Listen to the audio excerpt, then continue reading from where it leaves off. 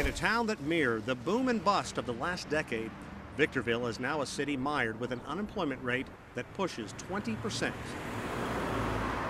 The first high-speed rail line in the United States could mean thousands of construction jobs here. This is the right time, this is the right place. I think it will just provide an opportunity for people and an option for people if they want to get on a train versus drive. Victorville may be in the middle of the desert, but it's only 80 miles or so outside of Los Angeles, and a private company called Desert Express is betting Southern California drivers will park their cars here after leaving LA and take an 80-minute bullet train to Las Vegas. This is great. Emil Frankel is a transportation expert with the Bipartisan Policy Center and says it's a big gamble. Frankly, I think once people get into a car, if they have to drive an hour and a half to Victorville, they may just kind of keep on driving. If you look at everyone that travels to Las Vegas on an annual basis, we have 19 million people that travel through Victorville every year. So just a fraction of that passenger traffic would be enough. The U.S. set aside $35 billion so the Railroad Administration could dole out loans to develop high-speed rail. That was 14 years ago, and while proposals have been submitted, to date, none has been funded.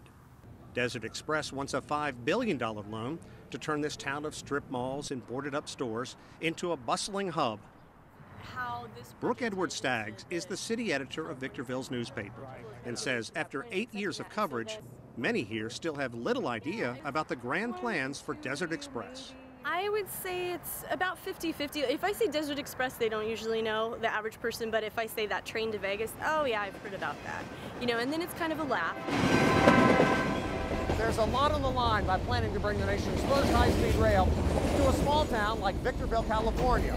If the $4.9 billion gamble pays off, it could open the door for future high-speed rail operations. However, if it fails, many say it will derail efforts indefinitely. Well, I think that this becomes the beginning or the end of high-speed rail in this country. If Desert Express can't move forward, then it's not likely that we'll see it happen anywhere. While some see the project as an unreasonable risk, Desert Express could break ground on terminals and new passenger rail lines in a half a year or so, if the federal government approves loans. Sort of Victorville's version of build it and they will come.